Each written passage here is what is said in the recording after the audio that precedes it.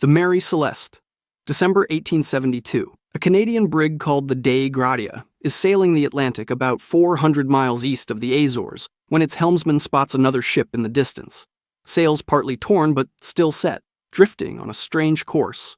The other ship is the Mary Celeste, an American brigantine that left New York 3 weeks earlier headed for Genoa, Italy, with 1,700 barrels of industrial alcohol, 10 people aboard, the captain, his wife, their 2-year-old daughter, and 7 crew.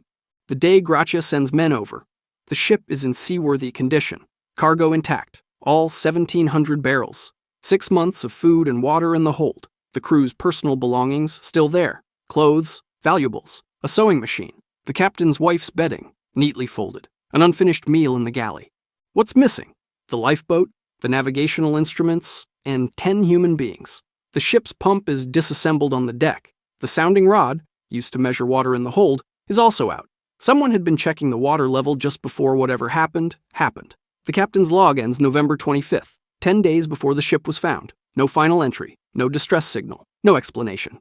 The leading theory is that the captain misread the sounding rod, believed the ship was sinking, ordered everyone into the lifeboat to wait it out, and then the lifeboat got separated and was lost. The alcohol cargo may have leaked fumes that caused a small explosion in the hold, the kind of thing that would make a competent captain evacuate a seaworthy ship in a hurry. It's a reasonable theory. Nobody knows if it's true. Not one body was ever recovered, not a piece of the lifeboat, nothing. That was 150 years ago. The Mary Celeste is the case every other ghost ship gets compared to, the benchmark for vanishings at sea, and nobody knows what happened on it.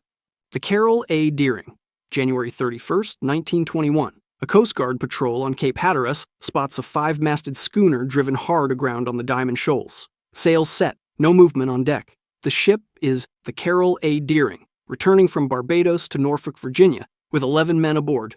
The Coast Guard waits for the storm to clear. When they finally board, here's what they find. The lifeboats are missing. The crew's personal belongings are gone. The navigational equipment and the ship's logbook have been removed. There's food in the galley, ribs, pea soup, coffee.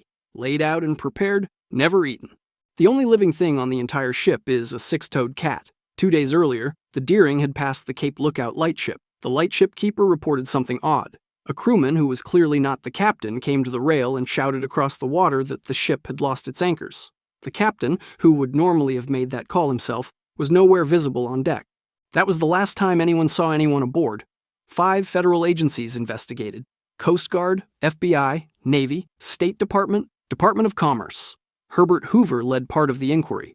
Theories included piracy, mutiny, a Bolshevik plot to seize American ships and run them into Russian ports, and decades later, the Bermuda Triangle.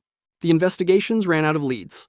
The case was officially closed in 1922 with no conclusion. The 11 men were never found. The Deering itself, too damaged to salvage, was dynamited a few weeks after running aground. 11 men, set table, empty ship, no answer. The MV Joyita, October 1955. A wooden merchant ship leaves Apia, Samoa, headed for the Tokelau Islands, a 270-mile journey, 25 people on board, 16 crew, 9 passengers, including a doctor and 2 children. The Joyita is what you'd call an unsinkable ship. Her hull is lined with cork. Even if she takes on water, she physically cannot go under.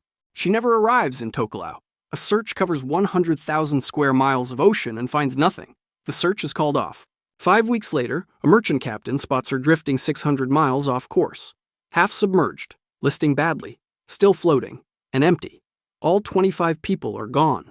The lifeboats are gone. There's no sign of struggle. The radio is tuned to the international distress frequency, but the wiring is damaged, meaning the radio could only transmit about 2 miles. Some of the cargo is missing. The ship's logbook is missing. No bodies are ever recovered. Here's the part that makes the Joyita case so strange.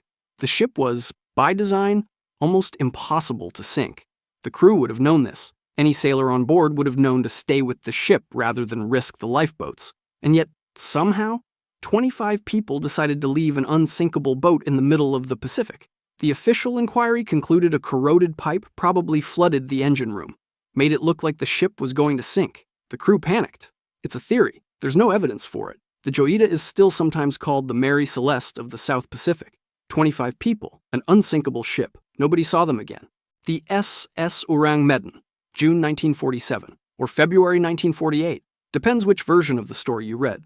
A radio operator on the American merchant ship Silver Star, sailing through the Strait of Malacca, picks up a distress call in Morse code from a Dutch freighter called the Ourang Medan.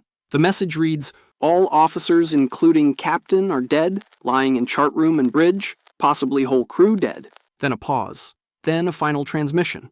"I die." Then silence. The Silver Star reaches the Ourang Medan a few hours later. According to the story, every single member of the crew is dead. Bodies spread across the decks, faces frozen in expressions of terror, eyes wide open. No injuries? Even the ship's dog is dead. As the Silver Star tries to rig a tow line, smoke starts pouring from the Ourang Medan's hold. They cut the line. The ship explodes. It sinks. There's a problem with this story. There is no record of a ship called the Ourang Medan in any shipping registry. Dutch maritime authorities have no record. Lloyd's has no record. The Silver Star was a real ship, but there is no log entry from her crew describing any of this. The story first appeared in a Dutch-Indonesian newspaper in 1948. Then it traveled, mutating with each retelling. Different dates, different locations, different details. Almost certainly fiction, but the story keeps getting told. And every time it gets told, somebody believes it. That's how legends work. The Kaz II, April 2007. 3 Australian men, Derek Batten and brothers Peter and James Tunstead, leave Airlie Beach for a sailing trip around the country, a 30-foot catamaran, calm seas, mild weather. 5 days later, a coastal patrol aircraft spots their catamaran drifting near the Great Barrier Reef. No one at the helm. When the rescue crew finally boards her, here's what they find. The engine is running. The GPS is functional. The radio works. There's a laptop on the table, switched on. There's a meal set out with utensils, ready to be eaten. 3 life jackets are still on board. Nothing is overturned. Nothing is broken.